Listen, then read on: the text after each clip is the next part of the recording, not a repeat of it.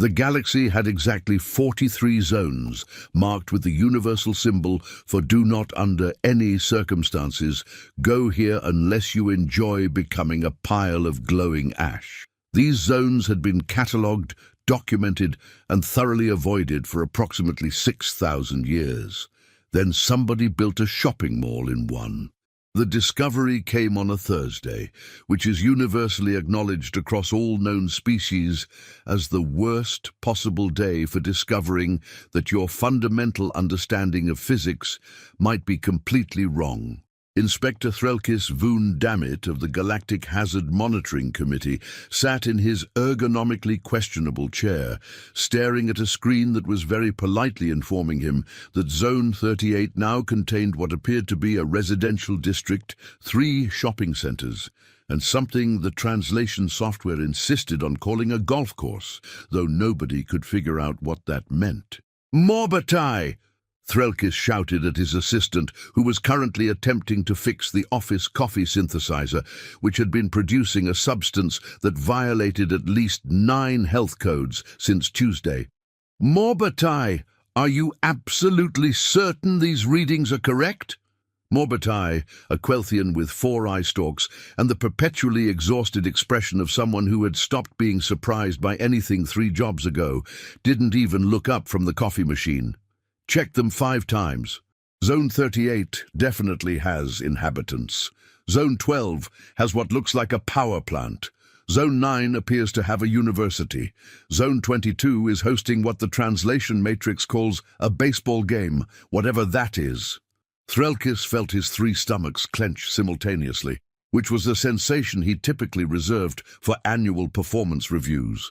"That's impossible. Zone 38 has radiation levels that would cook a Durelian in 8 seconds. Zone 12 would melt lead. Zone 9's background count could sterilize an entire moon." "Yes, sir. I'm aware. I wrote the initial hazard reports on 6 of these zones myself." Morbatai finally gave up on the coffee machine and turned to face his superior. "The readings are clear. Someone is living in the radiation zones. Multiple someones. According to the Deep Space Monitoring Array, they've been there for at least 30 years. 30 years. Give or take.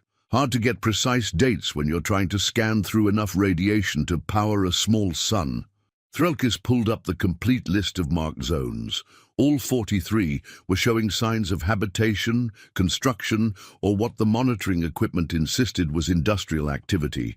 This was the kind of problem that could end careers, or worse, require filling out an incident report that would need to be filed in triplicate across 18 different committees.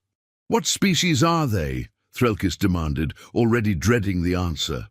Morbatai consulted his datapad with the slow, deliberate movements of someone who knew the information was going to cause problems. "According to the biosignature analysis, they're calling themselves humans. They're from Sol 3, which apparently they insist on calling Earth despite the perfectly good designation we gave it. They're carbon-based, oxygen-breathing, and according to this, they consider Zone 38 to be prime real estate. That's insane." "Yes, sir. I believe insanity is actually mentioned in their cultural profile approximately 26 times. Threlkis stood up, which was difficult because his species had too many knees, and they never quite bent in the order he expected. "Get me a direct communication link with whoever's in charge of Zone 38. We need to evacuate these humans immediately, before they all die horribly. And we have to explain to the Galactic Safety Bureau why we let an entire species cook itself in a radioactive nightmare." The communication link took 3 hours to establish, primarily because the radiation made normal faster-than-light communication impossible, and also because the humans kept putting them on hold. When the screen finally flickered to life, it showed a human female with an expression of mild annoyance that suggested she'd been interrupted during something important. "Chernova Nuclear Solutions. This is Director Yulia Chernova speaking. How may I direct your call?" Threlkis blinked all 3 of his eyes in sequence, which was his species' way of expressing confusion. Director Chernova, I am Inspector Threlkis Voondammit of the Galactic Hazard Monitoring Committee. You and your entire installation are currently residing in a Class Omega radiation zone. You need to evacuate immediately. Director Chernova looked at him with the patient expression of someone explaining something very simple to someone very slow. Yes, Inspector, that's why we're here. The radiation is excellent. We've got 9 fusion reactors running at peak efficiency, and we're currently supplying power to approximately 30 million homes across the solar system. You're using the radiation? Well, obviously. What else would we do with it? It was just sitting here going to waste. We've got enough fissile material in this zone alone to power human civilization for the next 500 years. It's really quite convenient. Threlkis felt his career prospects crumbling in real time. Madam, the radiation levels in your current location would kill most known species in under 10 seconds. Yes, we read the warning signs. Very thorough, by the way. We particularly enjoyed the one that said, certain death, in 36 languages. Really drove the point home. She took a sip from what appeared to be a hot beverage. The radiation levels here are approximately 60,000 rem per hour. We consider that ideal for thermal conversion processes. Plus, the real estate was surprisingly cheap because it's deadly. Inspector, I'm not sure if you're aware, but humans have been harnessing nuclear energy for several centuries now. We have extensive experience with radiation. We've been living with it, working with it, and occasionally accidentally creating too much of it since the 1940s. This isn't exactly new territory for us. Morbitai leaned over to whisper in Threlkis's ear.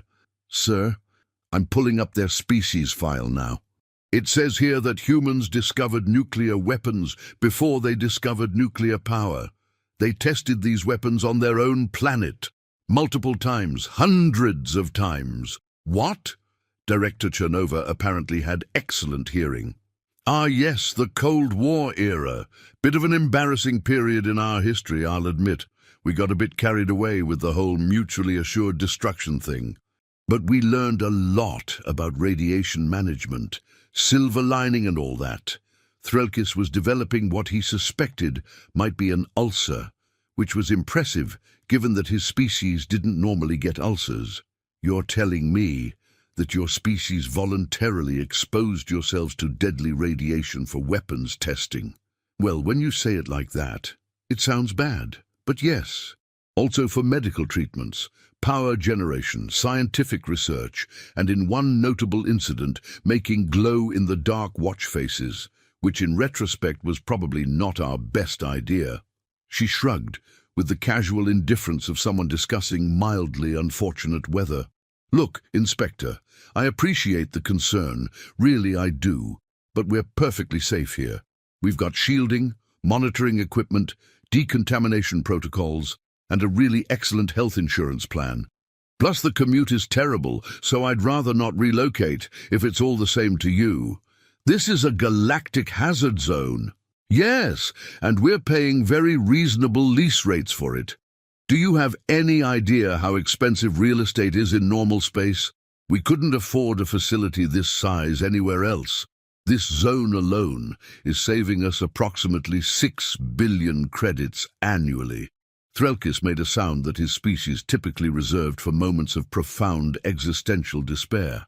You're choosing to live in mortal danger because of budget concerns? Inspector, we're not in mortal danger. We're in a carefully controlled radioactive environment with full safety protocols and emergency procedures. There's a difference. We've been operating here for 33 years without a single fatality. Well, there was Jenkins, but that was because he fell down the stairs, not because of radiation. Jenkins was just clumsy. But the levels, the sheer intensity of the radiation. Director Chernova smiled with the confidence of someone who had explained this many times before. Inspector, let me put this in perspective. The radiation here is approximately 60,000 rem per hour, correct? Yes, which is astronomical. Right. Now, a chest X-ray exposes humans to about 0.1 rem. A flight from New York to Tokyo exposes you to about 9 rem. Living in Denver, Colorado exposes you to about 1.5 rem per year, just from natural background radiation. We're talking about radiation that's literally everywhere on our planet in various amounts. We just found a place where there was more of it and decided to put it to work. But 60,000 rem. We wear very good suits, and the reactor containment is excellent. Plus, we've been genetically selecting for radiation-resistant gut bacteria for 3 decades now. It's actually quite fascinating from a microbiological standpoint. She took another sip of her beverage. Look, is there something specific you need from us? Because I've got a turbine inspection in 20 minutes and I'd really like to finish my tea. Threlkis felt the conversation slipping away from him, like his last shred of sanity. I need you to evacuate, all of you, every human in every radiation zone. This is a matter of galactic safety. Counter-proposal. Director Chernova leaned forward with the expression of someone about to make a business pitch. Instead of evacuating, why don't we expand? We've been looking at Zone 19, and the uranium deposits there are spectacular. We could set up a breeding reactor that would produce enough plutonium to fuel half the galaxy.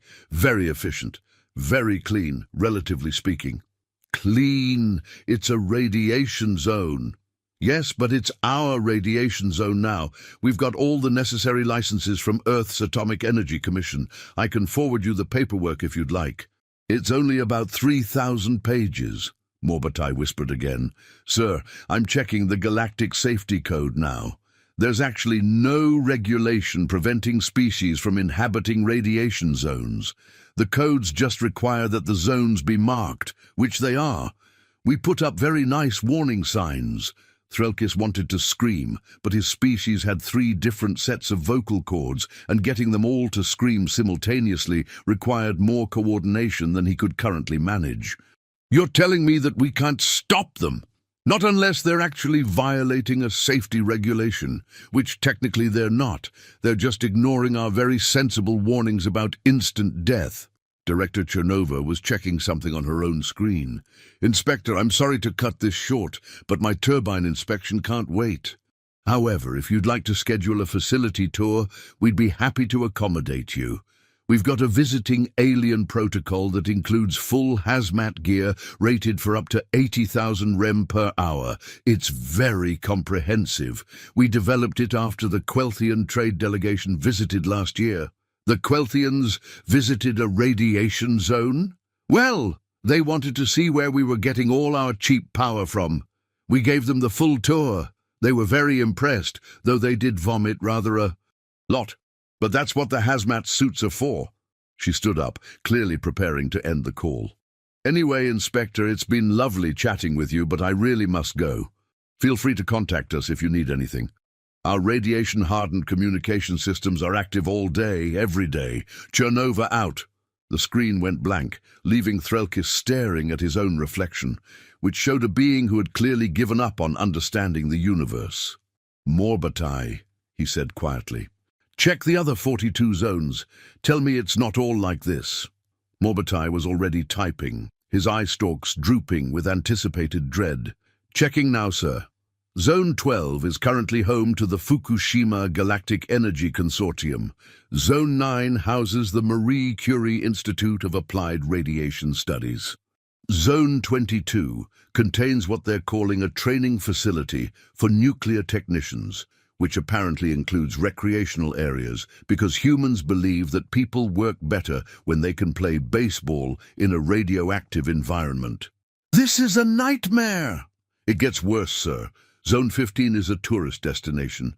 They're advertising it as the most radioactive resort in the galaxy.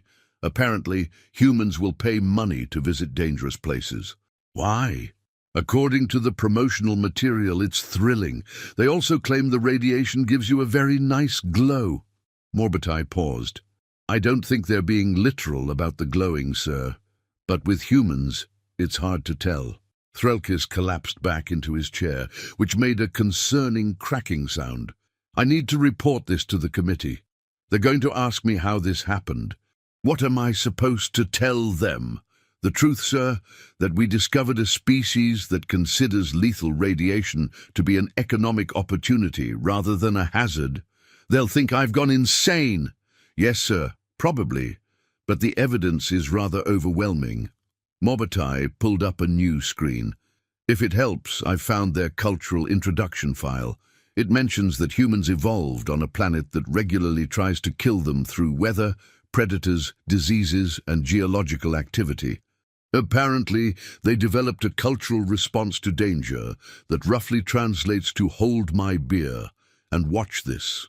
It's considered a significant part of their identity. Hold my what? Beer, sir. It's an alcoholic beverage they consume recreationally despite the fact that it's technically a poison. Threlkis made a decision that he knew he would regret for the rest of his career. Schedule a formal investigation. I'm going to visit one of these zones personally.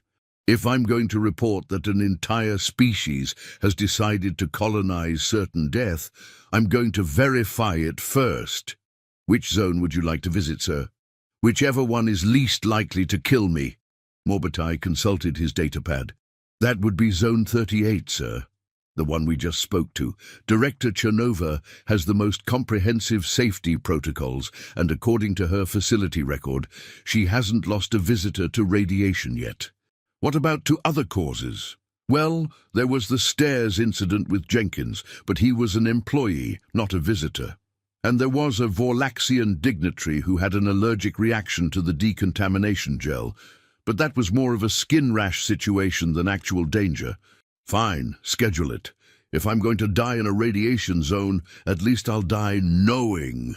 The preparations for Threlkis's visit to Zone 38 took 3 weeks, mostly because the humans insisted on doing something they called a full hazard assessment, and also because manufacturing a protective suit for a species with 3 legs, 4 arms, and a body shape that could charitably be described as problematic took time. When the suit finally arrived, it came with a 23-page instruction manual and a cheerful note from Director Chernova that said, "Don't worry, only 6 species have ever passed out from heat exhaustion while wearing this. You'll probably be fine." The word probably did not fill Threlkis with confidence. The shuttle ride to Zone 38 was possibly the most terrifying experience of Threlkis's life, and he'd once accidentally attended a Vraxian poetry reading that had lasted 9 hours. The radiation levels climbed steadily on the monitors, going from mildly concerning to absolutely horrifying to "we're all going to die, why are we doing this?" in the span of about 20 minutes. The pilot, a human named Lieutenant Ramos, who had a disturbing fondness for whistling cheerful tunes, seemed completely unconcerned. "First time in a hot zone?" Lieutenant Ramos asked, not taking her eyes off the controls. "Yes, and hopefully my last. Oh, it's not so bad once you get used to it. The radiation gives everything this neat sort of glow. Well, not really, but sometimes if you squint, you can pretend it's glowing, and that makes the job more fun." "How often do you make this run?" 3 times a week. Been doing it for 8 years now. Haven't grown any extra limbs yet, though I keep hoping. Extra arms would make cooking dinner so much easier. Threlkis decided that humans had a very different definition of humor than he did, or perhaps they were all completely insane. Both options seemed equally likely. The facility itself was larger than Threlkis had expected. A sprawling complex of reinforced structures that looked like they'd been designed by someone who really, really liked concrete. Director Chernova met them at the landing pad, wearing a protective suit that was somehow both highly technical and slightly fashionable, which Threlkis hadn't thought was possible with radiation gear. "Inspector Voon Dammit, welcome to Chernova Nuclear Solutions. I hope your flight was pleasant." "It was terrifying." "Yes, Lieutenant Ramos does like to take the direct route. Very efficient. Come on. Let's get you inside before your radiation exposure becomes statistically significant." She led him toward a large airlock with the kind of brisk confidence that suggested she'd done this many times before. "We'll go through decontamination first, then I'll show you the main reactor facility." We're currently running at 98% efficiency, which is just excellent. The decontamination process involved walking through 6 separate chambers, being sprayed with various substances that Threlkis's suit translation software claimed were mostly harmless, and standing under a scanner that made alarming beeping sounds. Director Chernova explained each step with the enthusiasm of someone giving a tour of their favorite restaurant. This is the gamma scanner. It checks for surface contamination. That's the neutron detector. It makes sure nothing radioactive is hitchhiking on your suit. And this is the full-body spectrometer, which is basically making sure you're not accidentally glowing. We haven't had anyone accidentally glow in over 2 years, which is a facility record we're very proud of. 2 years. What happened 2 years ago? Oh, Jenkins dropped a fuel rod. Nothing serious.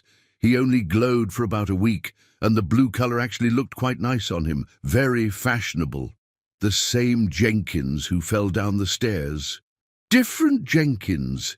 We have 3 Jenkins on staff. It's a very common human name. Statistically, if you have more than 20 humans in one place, at least one of them will be named Jenkins. It's very confusing at staff meetings. The interior of the facility was surprisingly normal looking, if you ignored the fact that every surface had radiation warning symbols and the walls were approximately 2 meters thick. Humans walked around in various types of protective gear, some carrying equipment, others consulting data pads, all looking like this was just another day at the office, which, Threlkis supposed, it probably was. "How many people work here?" he asked, watching a group of technicians walk past discussing something about coolant flow rates. "We've got approximately 300 full-time staff, plus about 50 part-time contractors, mostly specialists in exotic particle physics and thermal dynamics.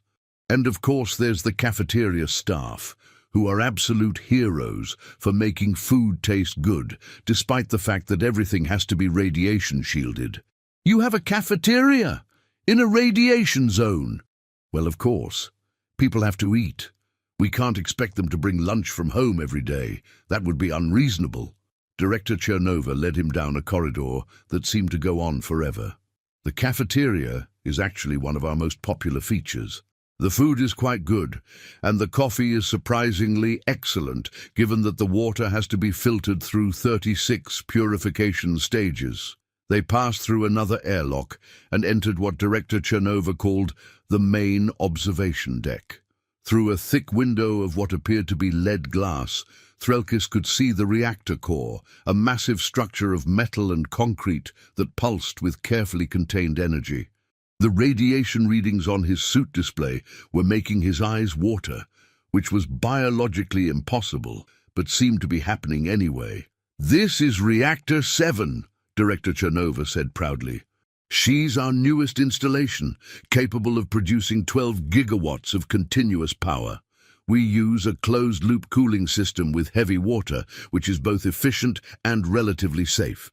The containment structure is rated for temperatures up to 4,000 degrees and can withstand a direct meteor strike, though we're hoping that doesn't come up."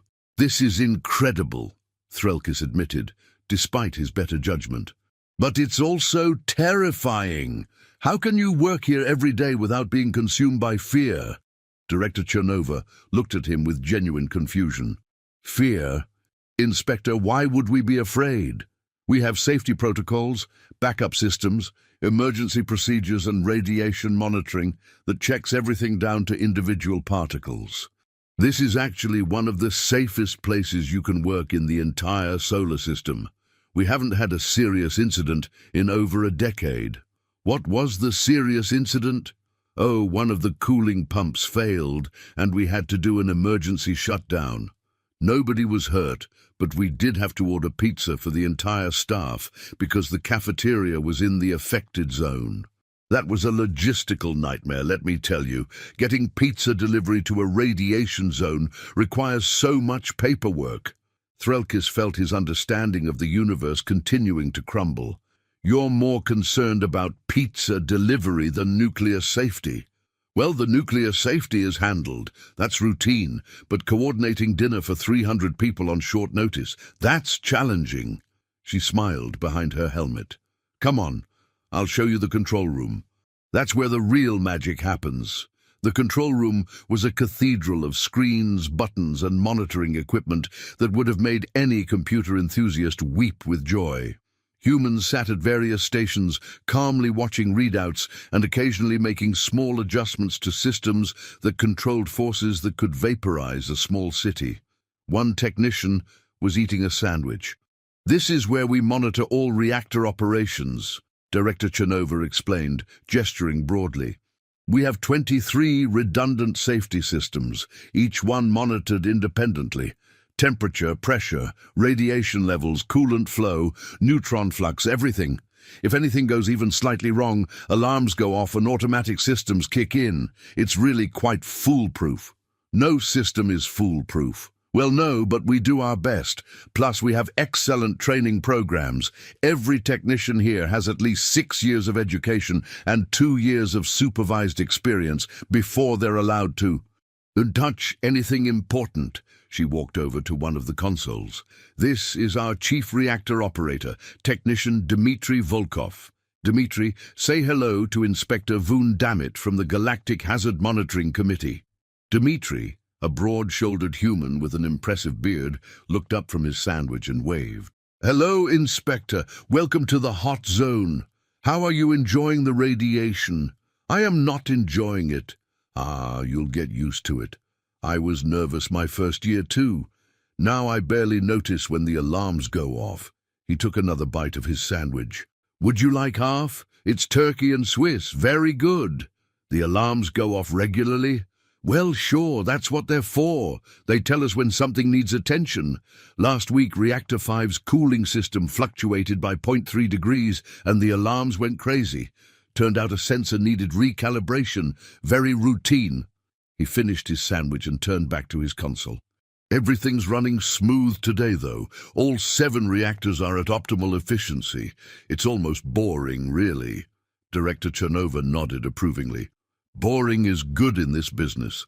Exciting days are usually expensive days." She checked her datapad.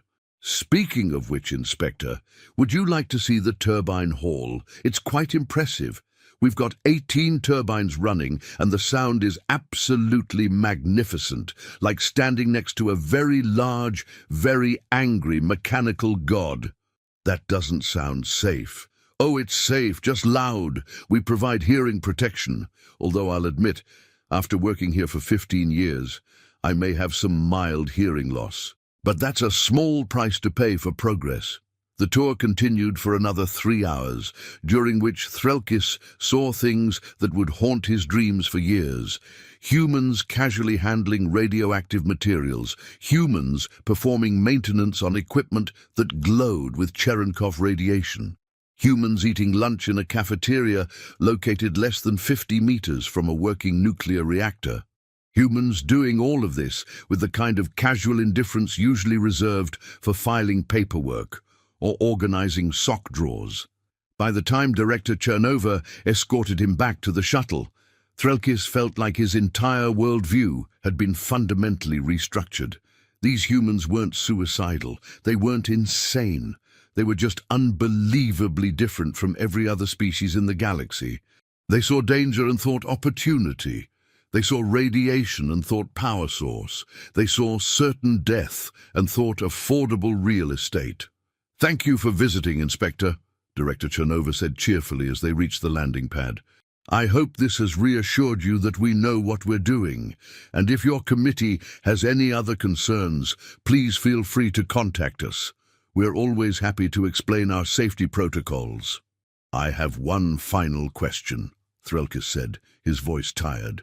"Why? Why do you do this? You could work anywhere. You're clearly intelligent, skilled, educated. Why choose to work in a place that could kill you instantly if something goes wrong?"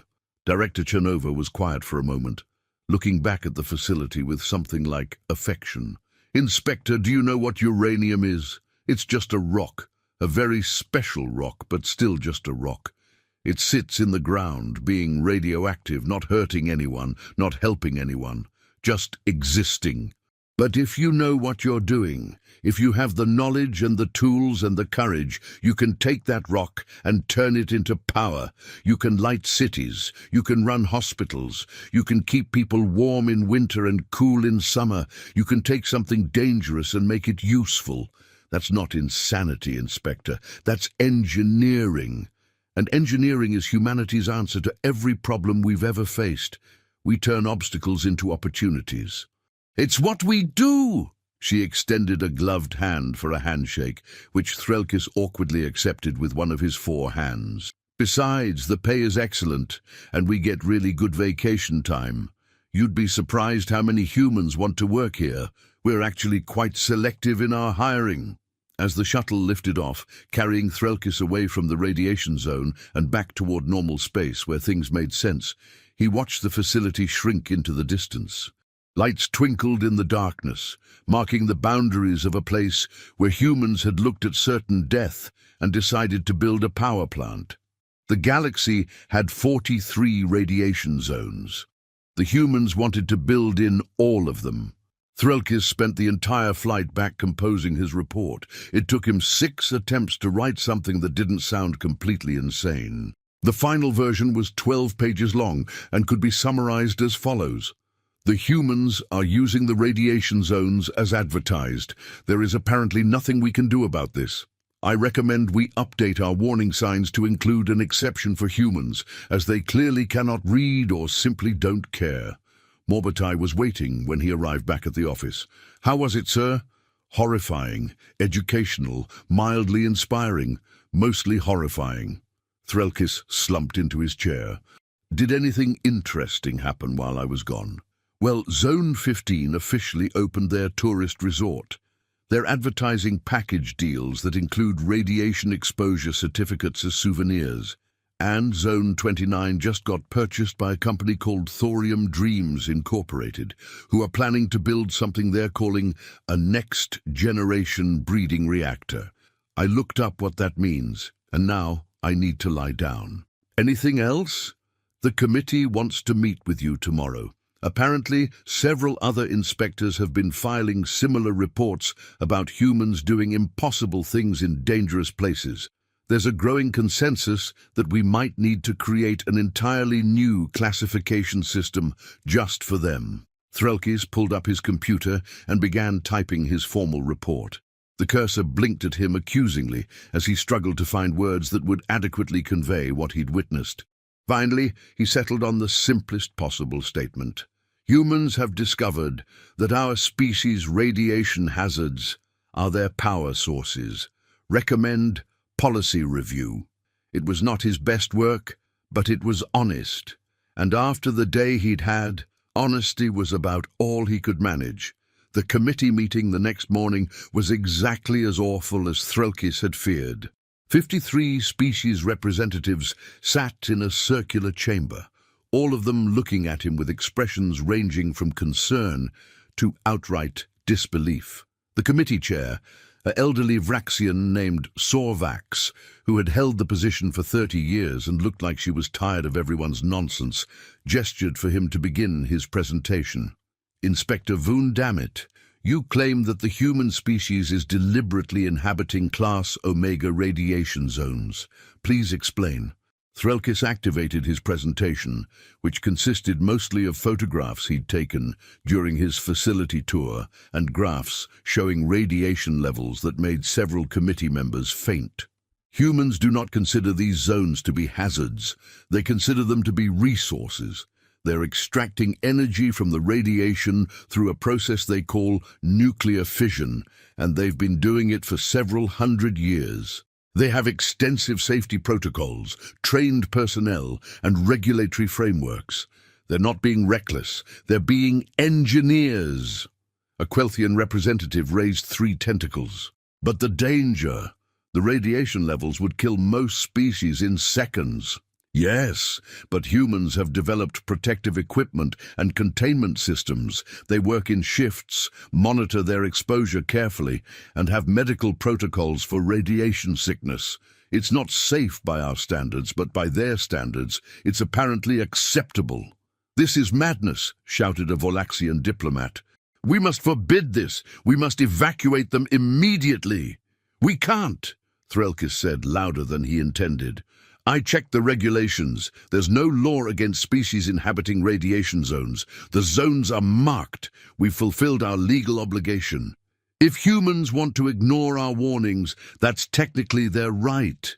Sorvax tapped her gavel, which was actually a ceremonial rock from her homeworld, but served the same purpose. Then what do you propose, Inspector? We cannot simply ignore this situation. I propose we accept it, Threlkis said, the words coming out before he could stop them. Humans are different from us. They evolved on a planet that regularly tries to kill them. They eat poison for recreation. They consider extreme sports to be fun. They're not going to change just because we think they should. We need to acknowledge that what's deadly to us might be perfectly manageable to them. The chamber erupted in argument. Representatives shouted over each other in 18 different languages, creating a cacophony that the translation systems struggled to keep up with. Sorvax pounded her rock repeatedly until the noise died down. Order! Order! Inspector Voondammit! Are you seriously suggesting that we accept humans living in radiation zones? Yes, because the alternative is trying to force them out, which we legally can't do, and which would probably just make them mad. And based on what I've learned about humans, making them mad seems like a terrible idea. Morbatai, who had been sitting quietly in the back, raised an eye stalk. If I may interject, I've been doing additional research on human cultural responses to authority. When told they cannot do something, their most common response is to do it harder. There's actually a phrase in their dominant language, hold my beer and watch this, which roughly translates to, I'm about to do something inadvisable, and your objections have made me more determined. Attempting to restrict their access to radiation zones might actually encourage them to colonize more of them. That's insane! Yes, but it's also supported by approximately 6,000 years of human historical data. These are the same species that went to their moon using computers less powerful than a modern data pad, because someone said it couldn't be done. Oppositional defiance appears to be a core cultural trait. Sorvax looked like she'd aged 10 years in the last 10 minutes. So we're helpless. We just watch as humans colonize the most dangerous zones in the galaxy. Not helpless, Threlkis said carefully. We could work with them. They clearly have expertise in radiation management that we don't. Instead of treating them like a problem, we could treat them like specialists. Every other species avoids radiation zones. Humans thrive in them. That's not a problem, that's a resource. A Durelian representative who had been quiet until now suddenly spoke up. Wait, if humans can work safely in radiation zones, and we need certain materials that only exist in radiation zones, could we potentially hire them to extract those materials? Threlkis blinked. He hadn't considered that angle. Theoretically, yes. They have the equipment, the expertise, and apparently they're always looking for new business opportunities. This changes everything. The Durelian was suddenly excited. There are at least 20 strategic resources that we've been unable to access because they're located in radiation zones. If humans could extract them, we could solve resource shortages that have existed for centuries. The chamber erupted again, but this time with excited discussion rather than panic. Representatives began calculating, consulting databases, and making calls to their homeworlds. Sorvax watched the chaos with the expression of someone who had just watched a disaster transform into an opportunity. Inspector Voondammit, she said quietly. It seems you've accidentally solved a problem we didn't know we had. Congratulations. I'm assigning you to establish formal diplomatic and commercial relations with the human radiation zone operations. Try not to die in the process. Thank you, Chair. I'll do my best. Though I make no promises. Over the next 3 months, Threlkis found himself becoming something he'd never expected. A liaison between humans and the galaxy. He arranged meetings between human engineers and alien resource managers. He helped draft safety protocols that satisfied both human pragmatism and alien caution. He ate more pizza than any member of his species had ever consumed, because humans insisted on providing food at every meeting, and pizza was apparently their default choice. The commercial agreements came together faster than anyone expected. Humans were eager to expand into new radiation zones, and the galaxy was equally eager to access resources they'd written off as unreachable. The Durelians needed iridium from Zone 8. The Quelthians wanted rare earth metals from Zone 19. The Vorlaxians were interested in medical isotopes that could only be found in Zone 26. Humans could get all of it. The first joint operation was established in Zone 8, where a human mining company called Atomic Resources Unlimited partnered with the Durelian Mineral Consortium. Threlkis attended the opening ceremony, which involved humans in radiation suits, Durelians in sealed environmental pods, and a surprising amount of champagne, which humans insisted on drinking despite the fact that they were in a radiation zone. "To profitable partnership," declared the human CEO, a cheerful woman named Okoye, who had a degree in nuclear engineering and apparently a complete disregard for normal safety practices. "May our cooperation bring prosperity to both our peoples." "To not dying," added the Durelian representative, who was clearly still uncomfortable with the whole situation. "To not dying. I'll drink to that." Okoye raised her glass, which required a special helmet modification to allow drinking while maintaining radiation protection. The humans had invented this modification specifically for the ceremony, because of course they had. The operation was successful beyond all projections. Within 6 weeks, Atomic Resources Unlimited was extracting iridium at a rate that exceeded 30 years of Durelian projected yields. Within 3 months, they'd paid off their startup costs and were turning a profit. Within 6 months, they'd expanded operations to 2 additional sites and were negotiating contracts with 5 other species. Humans were becoming very, very wealthy from radiation zones, and that's when the problems started. Zone 14 was a particularly nasty radiation zone, even by the standards of Class Omega hazards. The background radiation was bad enough to sterilize most organic matter instantly. The temperature fluctuations ranged from 200 below zero to 300 above. There were toxic gases, unstable geology, and gravitational anomalies that made navigation extremely difficult. Naturally, humans wanted to build there. The proposal came from a company called Extreme Energy Solutions, and their plan was ambitious even by human standards. They wanted to construct not just a power plant, but an entire research facility dedicated to studying radiation effects and developing new energy technologies. The facility would house approximately 500 personnel and would be the largest human installation in any radiation zone. "Absolutely not," Sorvac said when Threlkis brought her the proposal. "Zone 14 is the worst of the radiation zones. Even by human standards, this is excessive." "They have comprehensive safety plans," Threlkis said, though he privately agreed with her. "They've developed new shielding technology, improved life support systems, and advanced medical facilities. They believe they can do this safely." "They believe. That's not the same as knowing. Chair, humans have been operating in 42 of the 43 radiation zones for 3 years now without a single fatality. Their safety record is actually better than most industrial operations in normal space. We might not agree with their methods, but we can't deny their effectiveness." Sorvax sighed deeply. "If we approve this and something goes wrong, it will be a disaster. If we reject this and nothing would have gone wrong, the humans will resent us and will lose their cooperation. This is a no-win situation." "Welcome to working with humans. That's basically the default state." The committee debated for 6 weeks. Environmental impact studies were conducted. Safety protocols were reviewed. Human engineers presented their plans to increasingly skeptical alien audiences. Through it all, the humans remained cheerfully optimistic, insisting that Zone 14 was a challenge, and humans loved challenges. Finally, Sorvax made a decision. We'll approve it on one condition. We want continuous monitoring. We want weekly safety reports, and we want a galactic observer stationed at the facility full-time to ensure compliance with all regulations. If the humans accept these terms, they can proceed.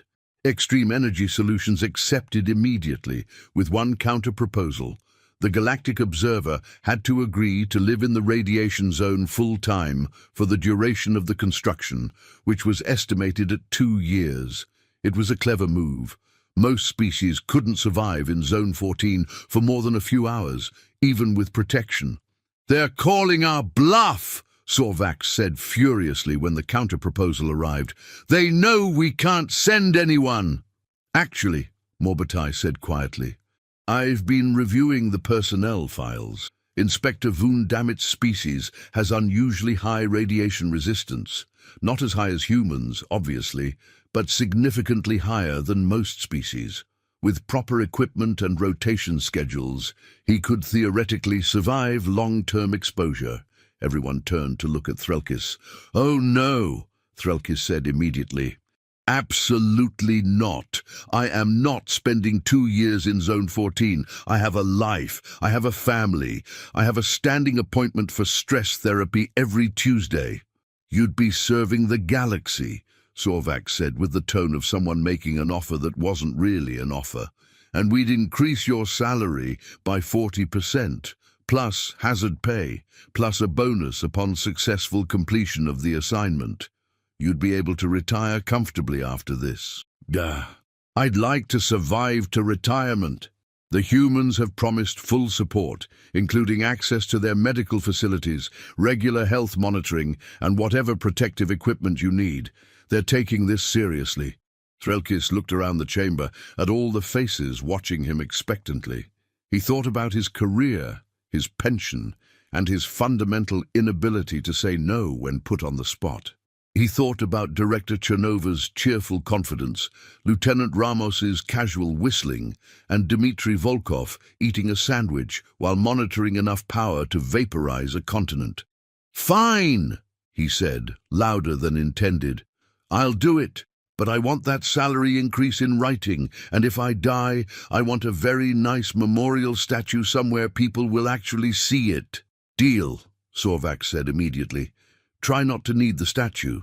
The journey to Zone 14 was worse than the journey to Zone 38. Much worse. The radiation levels climbed so high that the shuttle's monitors briefly displayed the word "lethal" in 5 languages simultaneously. Threlkis's protective suit beeped constantly, reminding him that he was accumulating exposure at a rate that would be concerning if they weren't heading somewhere much more concerning. The pilot this time was a human named Captain Huang, who had a calm demeanor that Threlkis found more unsettling than Lieutenant Ramos's cheerful whistling. "First time in Zone 14? Huang asked. "Yes, and I'm seriously questioning my life choices." "It's intense, I'll admit. The radiation makes navigation tricky. Plus, the temperature swings mean we have to monitor the hull integrity constantly. But the view is spectacular.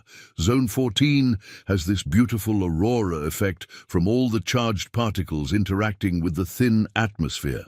"I don't care about the view." "You will. After a few months here, you appreciate the little things.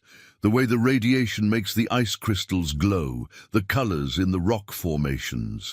The absolute certainty that if your suit fails, you'll be dead before you can even process what's happening." She said this cheerfully, like she was describing pleasant weather. "Really makes you appreciate being alive." The facility was still under construction when they arrived, but even in its incomplete state, it was impressive. Massive structures of reinforced metal and composite materials rose from the frozen landscape like monuments to human stubbornness. Construction crews in heavy radiation suits moved with practiced efficiency, building humanity's latest attempt to colonize the impossible. The head of construction was a human named Engineer Pavel Novak. A tall man with silver hair and the kind of confidence that came from 30 years of building things in places where things shouldn't be built. He met Threlkis at the airlock with a firm handshake and a smile. "Inspector Wundammit, welcome to the frontier of human achievement. We're honored to have you as our observer. Your quarters are ready, fully shielded, and include amenities from your homeworld that we acquired through the Galactic Trade Network. We want you to be comfortable. I want to be alive. That too, very important. We've scheduled weekly medical checkups for you with Dr. Kimani. She's excellent. She's kept all our people healthy for the past 8 months of construction. Well, except for Peterson. But he ate something that disagreed with him. Nothing to do with radiation, just bad cafeteria sushi." "You have sushi in a radiation zone?"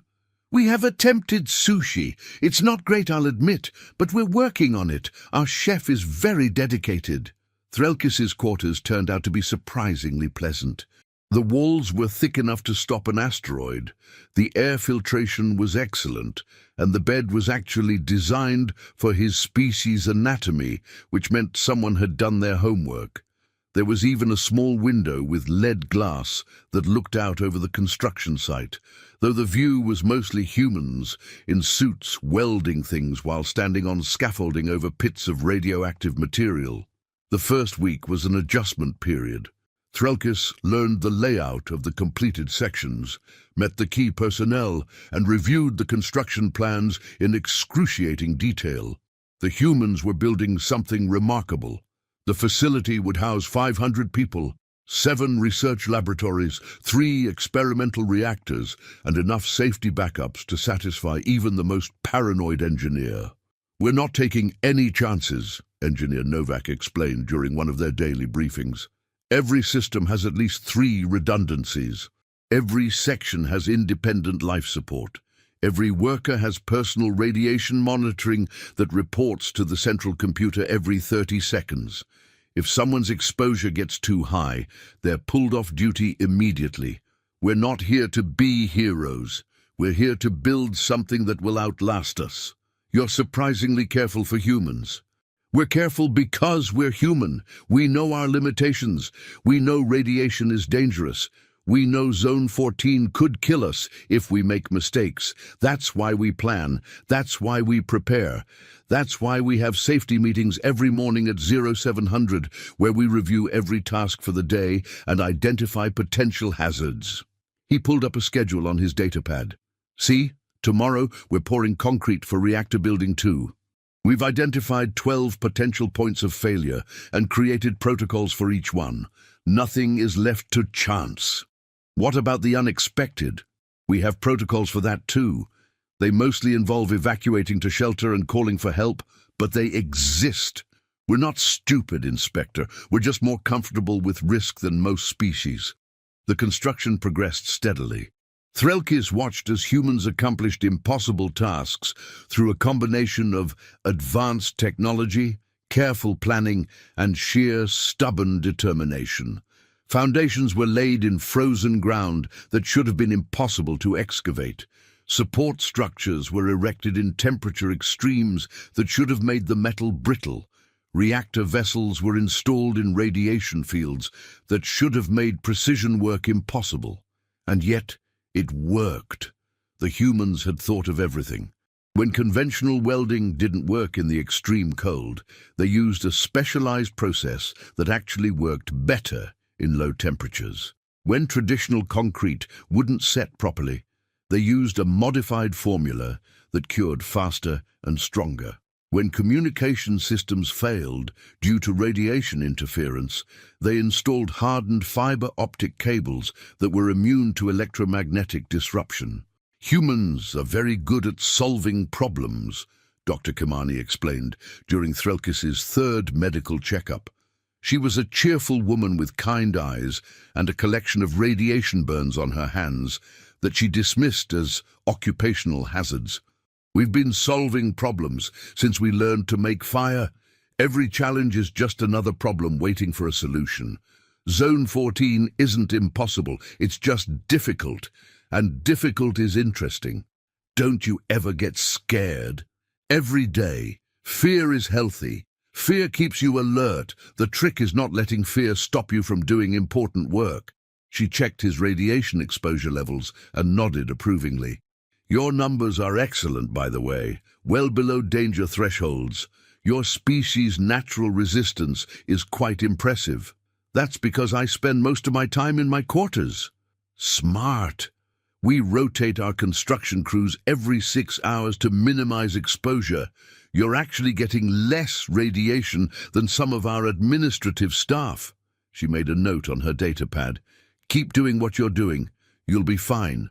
Month 6 of construction brought the first real crisis.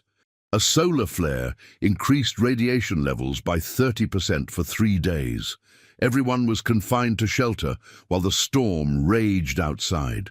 Threlkis spent 72 hours in his quarters watching radiation monitors tick upward, convinced that this was how he was going to die. The humans, meanwhile, played cards. "It's just a radiation storm," Engineer Novak said during one of their video conferences. Threlkis could see other humans in the background, calmly eating meals and discussing sports. "We factored solar flares into the design. The shelters are holding perfectly. All systems are nominal. This is actually boring." "Boring. The radiation outside could kill you in seconds." "Yes, but we're not outside. We're inside, in shelters specifically designed for this exact scenario. This is like being nervous about rain when you're inside a house." He took a sip from a coffee mug that said, "World's okayest engineer" on the side. "Relax, Inspector. We've got another day or so until the storm passes. You should catch up on sleep or reading. I've got a great book on historical construction disasters that you might find interesting, very educational about what not to do." The storm passed. Construction resumed. Threlkis's anxiety levels remained elevated but stable. Month 9 brought a different kind of crisis, a political one.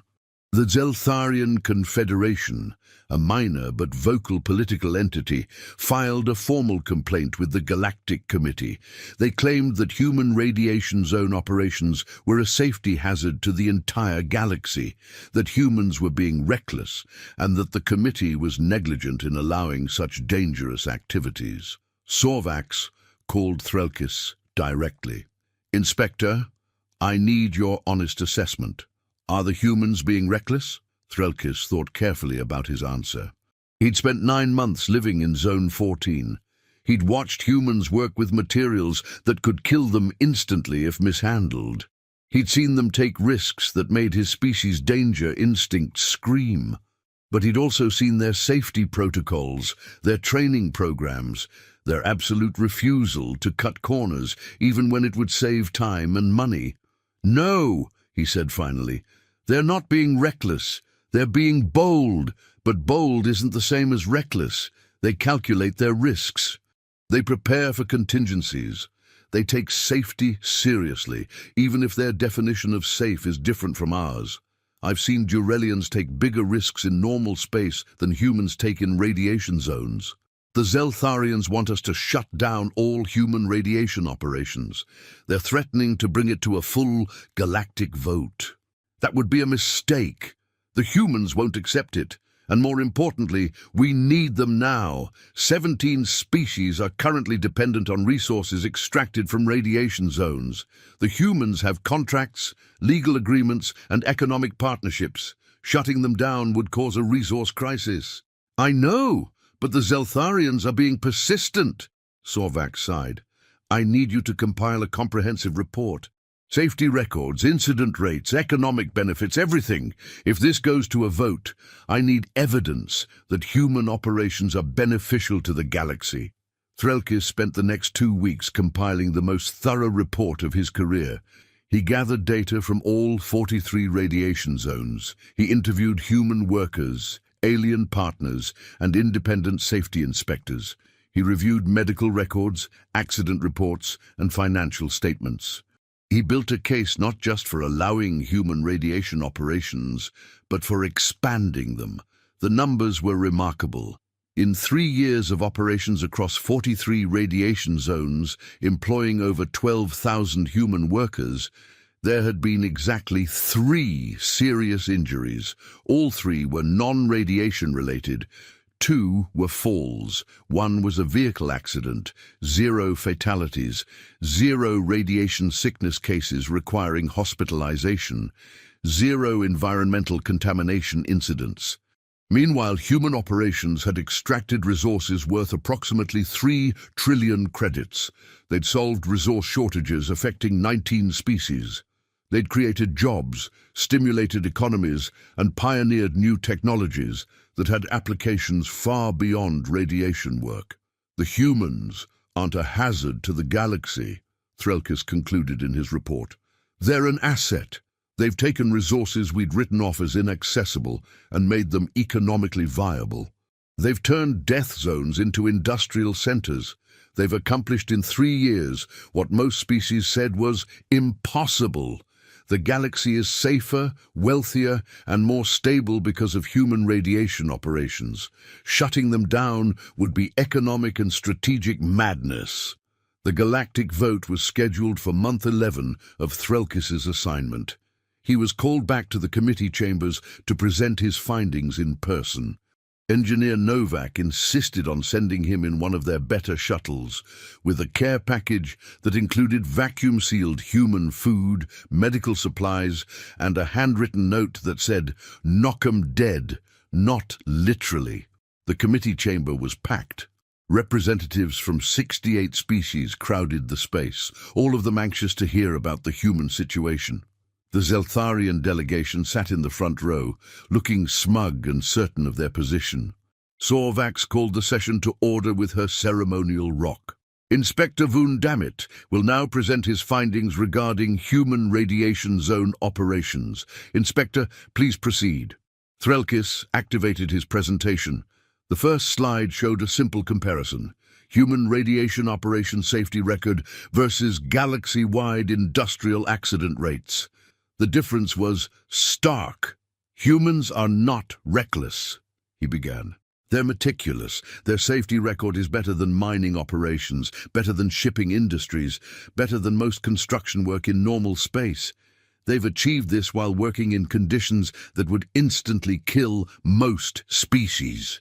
But the danger, a Zeltharian representative interrupted, the potential for disaster. One mistake could happen anywhere, Threlkis countered. A shipping vessel could collide with a station. A mining operation could trigger a collapse. A manufacturing plant could explode. Risk exists everywhere. The question isn't whether humans face danger. The question is whether they manage that danger responsibly. And the evidence says they do. He pulled up financial data next. Human radiation operations have generated 3 trillion credits in resource extraction. They've created employment for over 30,000 individuals, both human and alien. They've solved resource shortages that had existed for decades. The economic benefit to the galaxy is undeniable. But at what cost? The Zeltharian wasn't giving up. What happens when something goes wrong? Then humans will fix it. Threlkis surprised himself with his own vehemence. That's what they do. When challenged, they find solutions. When told something is impossible, they prove it isn't. I've spent 9 months living in Zone 14, watching humans build a research facility in conditions that should make construction impossible. They've done it safely, efficiently, and ahead of schedule. They're not lucky, they're competent. He pulled up his final slide, a photograph he'd taken from his quarters window. It showed human workers raising a support beam for one of the reactor buildings. The scene was backlit by Zone 14's characteristic aurora, creating a striking image of tiny figures accomplishing something enormous. This is humanity, Threlkis said quietly. They see danger and build anyway. They face impossible conditions and thrive. They turn hazards into opportunities. We can fear them for being different, or we can appreciate them for being exceptional. I recommend appreciation. The vote wasn't even close. 63 species voted to continue human radiation operations. Only the Zeltharians and their 2 allies voted against. The motion to shut down human operations failed. Sorvax found Threlkis after the vote. That was quite a speech, Inspector. Almost passionate. I didn't know you had it in you. 9 months with humans changes your perspective, Threlkis admitted. They grow on you, like fungus, but more useful. Will you be returning to Zone 14 to complete your assignment? I have to. I promised Engineer Novak I'd be there for the ribbon-cutting ceremony when the facility opens. He's very excited about it. Apparently, they're planning to serve cake. In a radiation zone. That was my reaction too. But Novak assures me the cake will be properly shielded and perfectly safe. With humans, you learn to accept these things.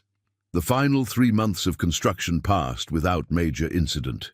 The facility took shape, transforming from a collection of buildings into a cohesive complex that represented humanity's ambition made concrete and steel. Research equipment was installed. Reactors were brought online for testing. Personnel began moving into permanent quarters. Threlkis watched it all with a mixture of awe and exhausted acceptance.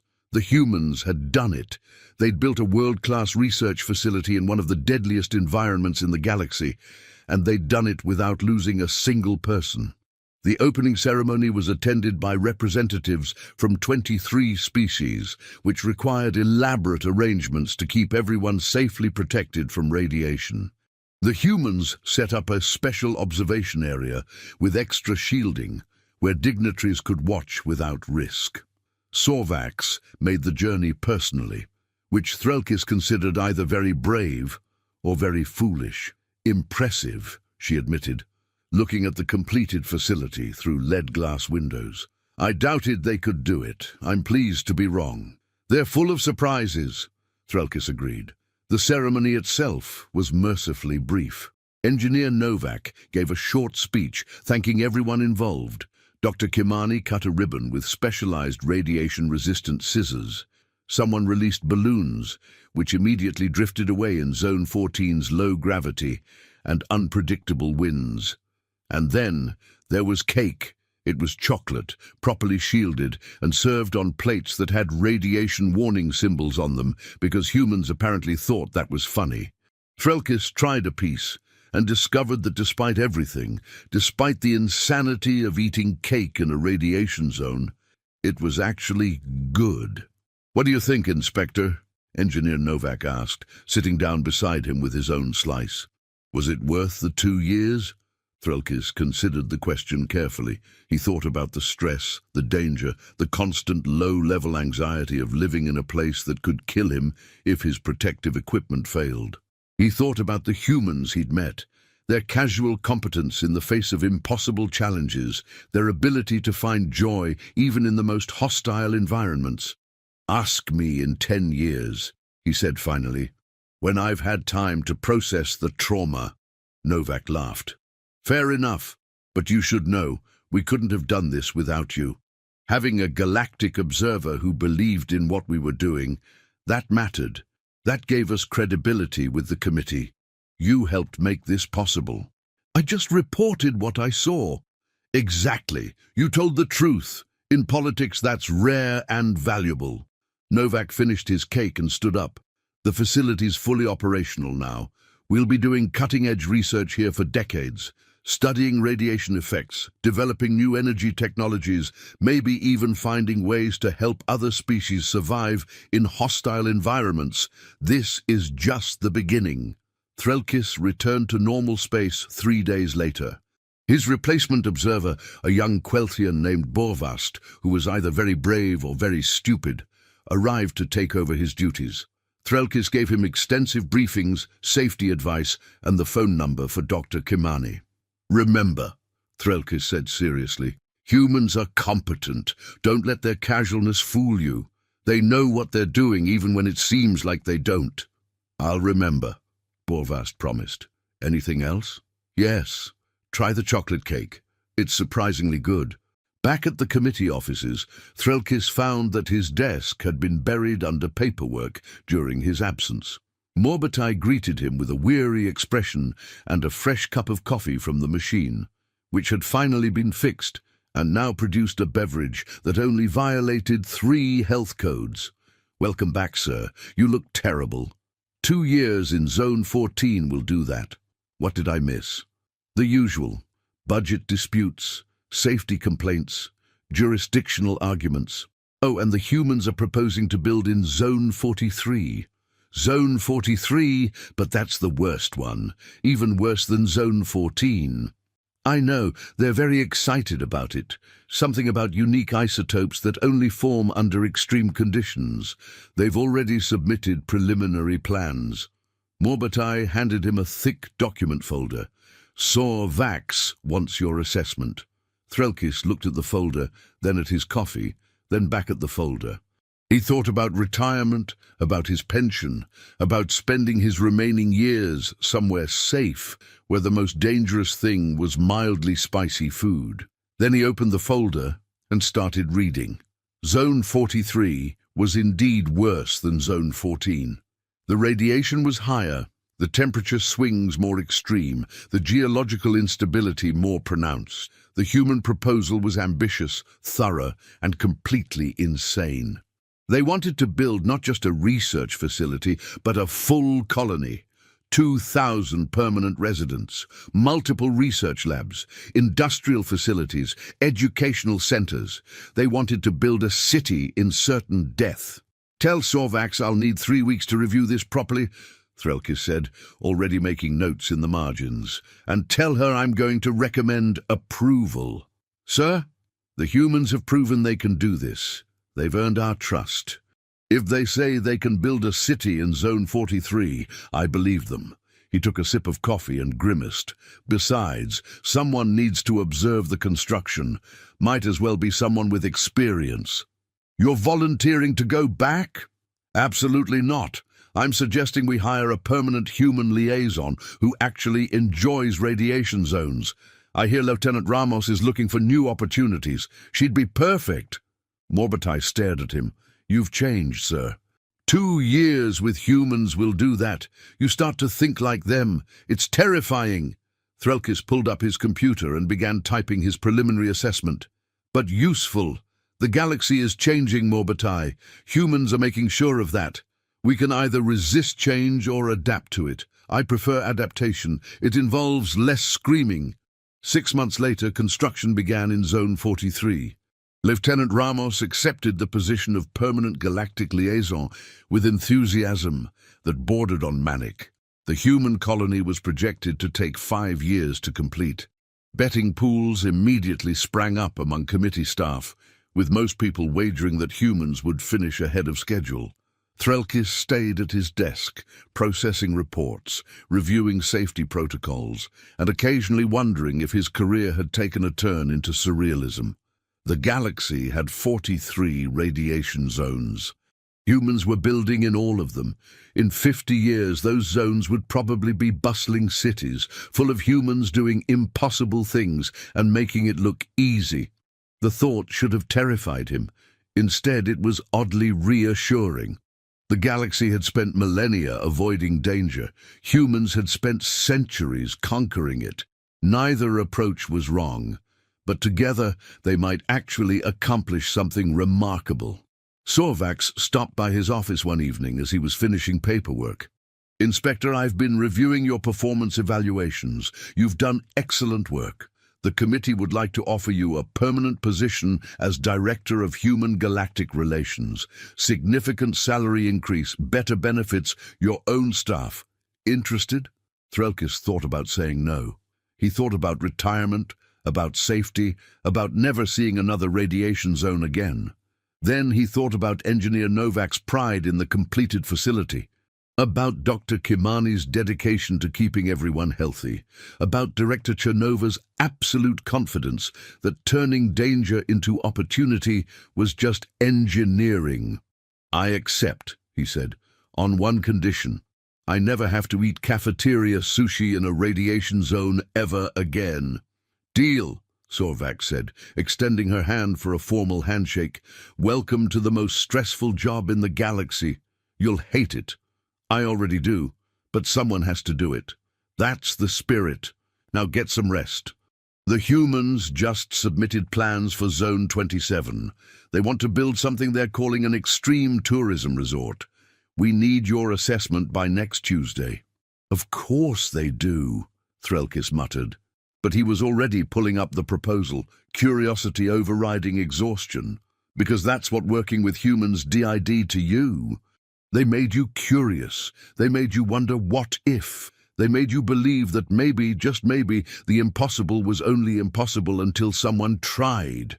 The galaxy had 43 radiation zones. Humans had built power plants in all of them, and they were just getting started. Threlkis suspected his stress therapy appointments were going to be very, very busy for the foreseeable future. But somewhere deep down, in a part of himself he hadn't known existed before meeting humans, he was excited to see what they'd accomplish next, even if it killed him, which, knowing humans, it might. But probably not. Probably.